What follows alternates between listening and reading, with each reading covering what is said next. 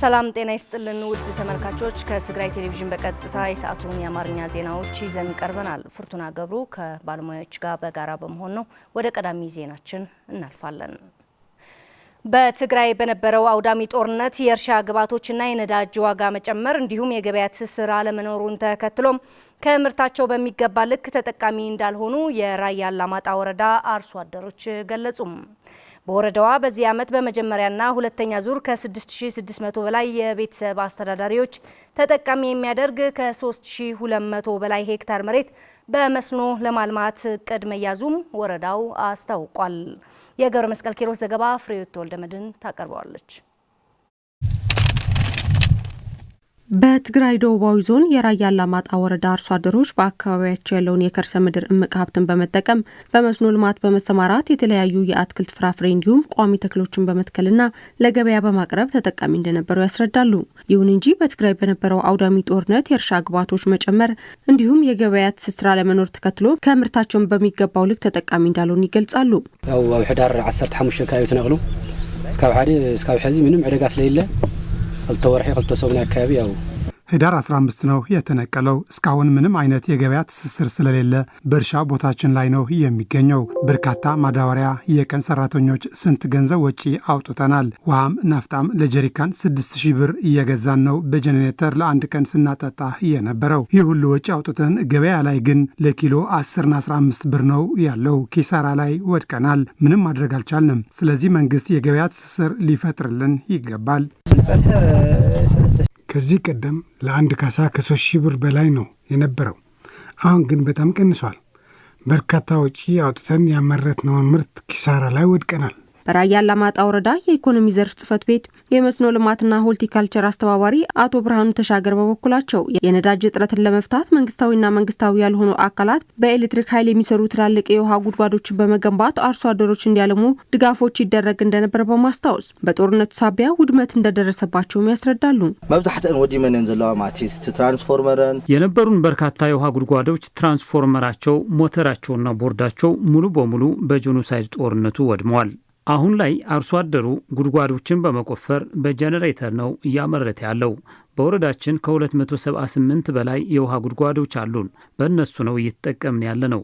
በተጨማሪም 35 ጥልቅ የውሃ ጉድጓዶች አሉን።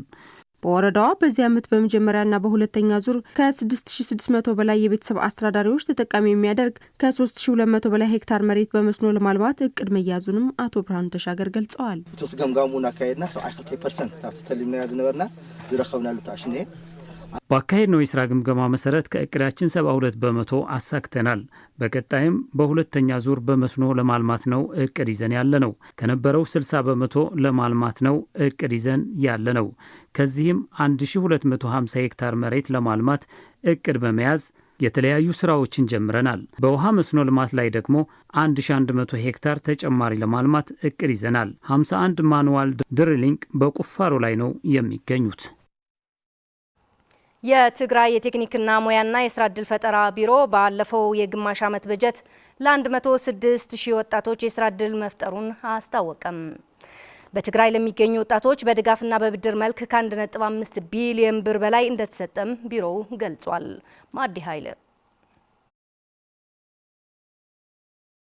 የትግራይ የቴክኒክ ሙያና የስራ ዕድል ፈጠራ ቢሮ ባለፈው የግማሽ ዓመት በጀት ለ106,000 ወጣቶች የስራ ዕድል መፍጠሩን አስታወቀም። በትግራይ ለሚገኙ ወጣቶች በድጋፍና በብድር መልክ ከ1.5 ቢሊዮን ብር በላይ እንደተሰጠም ቢሮው ገልጸዋል። የትግራይ የቴክኒክና ሙያ የስራ ዕድል ፈጠራ ቢሮ ኃላፊ ወይዘሮ ኤልሳ ተስፋይ እንደገለጹት በትግራይ ባለፈው የስራ ዕድል ተጠቃሚ የሆኑ ወጣቶች በ38 የቴክኒክና ሙያ ኮሌጆች በመረጡት የሙያ ዘርፍ ስልጠና እንደተሰጣቸው ገልጸዋል። ወጣቶቹ በእንስሳት ሀብት፣ ኮንስትራክሽን፣ ማኒፋክቸሪንግ፣ ንግድና ሌሎች የልማት ስራዎች ተሰማርተዋል ብለዋል። ወይዘሮ ኤልሳ አክለውም በስራ የተሰማሩ ወጣቶች ወደ ዘላቂ ልማት እንዲሸጋገሩ የሚያስችላቸው ገቢ እያገኙ መሆናቸውን አመላክተዋል። በገጠርና በከተማ የሚገኙ የመንግስት የመሬት አስተዳደር አካላት ከ150 ሄክታር መሬት በላይ ለወጣቶች የስራ ዕድል ተሳታፊና ተጠቃሚ እንዲሆኑ በማለም እየሰሩ መሆናቸው ኃላፊዋ አክለው ገልጸዋል። በ2018 በጀት ዓመት በሚቀጥሉ ወራት ከቴክኒክ ሙያ ሚኒስቴር ጋር በመተባበር በትግራይ ለ100,000 ወጣቶች በልማት ስራዎች ላይ እንዲሰማሩ በእውቀትና በችሎታቸው እንዲጎለብቱ ስልጠና እንደሚወስዱ ጠቁመዋል።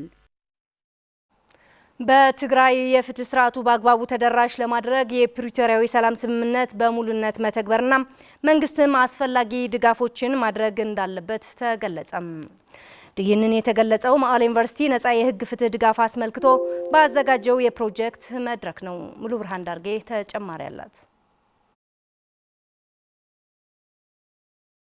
በትግራይ ጾታንና ጾታን መሰረት ያደረገ ጥቃት የፈጸሙ አካላት በህግ ሳይጠየቁ የጥቃቱ ሰለባ የሆኑ አካላትም ፍትህ ሳያገኙ የፍትህ ስርዓቱ ሲጓተት ይስተዋላል። ይህንን የህብረተሰቡ የፍትህ ጥማት ለማሳካትም የተለያዩ ከፍተኛ ተቋማት የህግ ስራን ሲሰሩ ይስተዋላል። በመሆኑም የመቀለ ዩኒቨርሲቲ የህግ ትምህርት ቤት የዚሁ አካል የሆነውን ህብረተሰቡን በህግ የማገልገል ስራ ያለመ የፕሮጀክት መድረክ አካሂዷል። በዋናነትም የፍትህ ስርዓቱ ለማህበረሰቡ ተደራሽ ለማድረግ መሆኑን የመቀለ ዩኒቨርሲቲ የህግ መምህርና የህግ ድጋፍ ማዕከል አስተባባሪ መምህር ገብረ አብዝጊ ወልደ ስላሴ ይገልጻሉ። አላማው ምንድነው? የፕሮጀክት ነው። ኖርማሊ በመደበኛነት የምንሰራው ስራ ነው። ኦፍ ኮርስ የመቀለ ዩኒቨርሲቲ አንዱ አላማው ማህበረሰብን ማገልገል፣ ስለዚህ ከማስተማርና ጥናት ከማካሄድ ውጭ በዘለለ ማህበረሰብን ማገልገል የሚል የዩኒቨርሲቲው አንድ አላማ ነው። ስለዚህ የዩኒቨርሲቲው ማህበረሰብ ግልጋሎት ለማስፈጸም በስቴክሆልደሮቹ በዩኒቨርሲቲው እና በማህበረሰቡ መካከል ተመሳሳይ የሆነ ግንዛቤ መፍጠር። በትግራይ በነበረው ጦርነት የፍትህ ስርዓቱ ሽባ እንዲሆንና አጠቃላይ የተቋም ግንባታው ውድመት፣ የሰው ኃይል ጉድለት የመሳሰሉ ችግሮች ማህበረሰቡን ለማገልገል ከባድ የሆነበት ሁኔታ እንዳለ በመውሳት ለዚህም ዋነኛው ተጠባቂ ስራ የተፈረመው የፕሪቶሪያ የሰላም ስምምነት ተግባራዊ ማድረግ መሆኑን የትግራይ ፖሊስ ኮሚሽን የአቅም ግንባታና የተቋም ግንባታ ኃላፊ ገልጸዋል። በዋናነት ስምምነት አለ፣ የተፈረመ ስምምነት አለ። ግጭት ማቆም ከዛ በኋላ የተሟላ ሰላም እንዲመጣ ነው። ግጭት ማቆም ብቻ አይደለም የሚያወራው። ጦርነቱ መቆም ስለነበረበት ጦርነቱ ቆሟል። ከጦርነቱ በኋላ ደግሞ ሪካቨሪ ኤንድ ሪኮንስትራክሽን ፕሮግራም እና መልሶ ማቋቋም፣ ተቋሞቹም ሰርቪሶቹም ማደራጀት፣ በጀት መመደብ፣ የሰው ኃይል ማሰልጠን፣ ማብቃት፣ የተሟላ የህዝብ አገልግሎት የመንግስት አገልግሎት እንዲቀርብ ነው ስምምነቱ። ያንን አልተደረገም። በአንጻሩ ነው እየሄደ ያለው። ትግራይ እየተዳከመ፣ ትግራይ ለሀገርም አትጠቅምም፣ ለትግራይ ለራሷም አደጋ ውስጥ ነው። በትግራይ ከፍተኛ ፍርድ ቤት ተከላካይ ጠበቃና ጽሕፈት ቤት ኃላፊ አቶ ገብረ ስላሴ ፍጹም በመድረኩ የተገኙ ሲሆን የትግራይ ህዝብ የፍትህ ጥያቄ ለማረጋገጥ አዳጋች የሆኑ ችግሮችና መፍትሄ ይሆናሉ ያሏቸውን ጉዳዮችንም አንስተዋል። በመንግስትም አሁን ባለው ሁኔታ ያው ይታወቃል። ይሄ ከአቅም በላይ የሆነ የፋይናንስ ችግር እንዳለው ይታወቃል። ሆኖም ግን በተመረጡ የፍትህ ተቋማት መሰራት አለበት ብዬ አምናለሁ። አሁን በፍርድ ቤቶች ደረጃ ተጀምሮ የነበረውን የተዘዋዋሪ ችሎት ማለት በፍርድ ቤቶች ወደ ተለያዩ ዞኖች በመሄድ ችሎት በማስቻል ተጀምሮ ነበር። አሁን ይሄ ለ2 ወር ከሰራን በኋላ ያው ተቋርጧል። ስለዚህ እነሱን የሚተካ በቪዲዮ ኮንፈረንስ አሁንም ፍትህ የማግኘት እንትን ሊደረግ ይችላል ተብሎ እየተሰራ ነው። ግን አሁንም በቂ አይደለም። የመቀለ ዩኒቨርሲቲ ህግ ትምህርት ቤት ዲን ዶክተር አወት ኃይለዝጊ ዩኒቨርሲቲው ያዘጋጀውን ነጻ የህግ ድጋፍ ፕሮጀክት በዳሰሳዊ ጥናት የተገኘውን ግኝት ግብ እንዲመታ ቁጥጥርና ክትትል የሚደረግ መሆኑን አስታውቀዋል። ይሄ ዳሰሳ ጥናት ብዙ ፋይንዲንጎች ይዞ መጥተዋል። ስለዚህ ይሄ ፋይንዲንግ ዝም ብሎ የሚቀመጥ ሳይሆን አንደኛው ዛሬ እንዳየሽው ከባለድርሻ አካላት ዲስከስ ተደርጎ ቫሊዴት ተደርገዋል። በመሬት ላይ ያለ የለም ችግሩ ተብሎ ለሚመለከታቸው አካላት በፖሊሲ ብሪፍ ደረጃ ብሪፍ ይደረጋሉ። ፖሊሲ ኢንተርቬንሽን እንዲወሰድ፣ ስትራቴጂክ ኢንተርቬንሽኖች እንዲወሰዱ ደግሞ ዳይሬክትሊ አድሬስ ይደረጋል ማለት ነው። ከትግራይ ቴሌቪዥን በቀጥታ የሰዓቱን የአማርኛ ዜናዎቻችን እየተከታተላችሁ ትገኛላችሁ ውድ ተመልካቾቻችን። አሁን ደግሞ ወደ ውጭ ዜናዎች እናልፋለን። በናይጄሪያ ምዕራባዊ ግዛት በሁለት መንደሮች ላይ በተፈጸመው አሰቃቂ ጥቃት በርካታ ሰዎች መገደላቸውን ባለስልጣናትና የመብት ተሟጋቾች ተናገሩ። የናይጄሪያ ፕሬዝዳንት ቦላ ቲኑቢ ለጥቃቱ የጂሃዲስት ቡድን ቦኮ ሀራምን ተጠያቂ አድርገዋል። ታሪክ ፍዛ ታስቀኘናለች። በናይጄሪያ ምዕራባዊ ግዛት ኳራ ውስጥ በሁለት መንደሮች ላይ በተፈጸመ አሰቃቂ ጥቃት በርካታ ሰዎች መገደላቸውን ባለስልጣናትና የመብት ተሟጋቾች ተናግረዋል። አጥቂዎቹ ሱቆችንና ቤቶችን እንዲሁም የባህል መሪውን መኖሪያ ቤት አቃጥለው የኑኩና የዋሮ ማህበረሰቦችን ለቀው እንዲወጡ ማስገደዳቸውን የአካባቢው ባለስልጣን ሳይዱ ባባ አህመድ ለቢቢሲ ሀውሳ መናገራቸውን ዘገባው አትቷል። ባለስልጣናት ለጥቃቱ አክራሪ ቡድኖችን ተጠያቂ አድርገው ወታደሮችን ወደ ኳራ ካይማ አሰማርተዋል። ማክሰኞ ዕለት የተፈጸመው ጥቃት ባለፉት ጥቂት ቀናት ውስጥ በናይጄሪያ ከተከሰቱት በርካታ ጥቃቶች መካከል አንዱ ነው። የሀገሪቱ የመከላከያ ሚኒስትር ለቢቢሲ እንዳረጋገጡት ከሆነ አነስተኛ ቁጥር ያላቸው የአሜሪካ ወታደሮች ቡድን በስለላና በስልጠና ለመርዳት ወደ ናይጄሪያ ገብተዋል።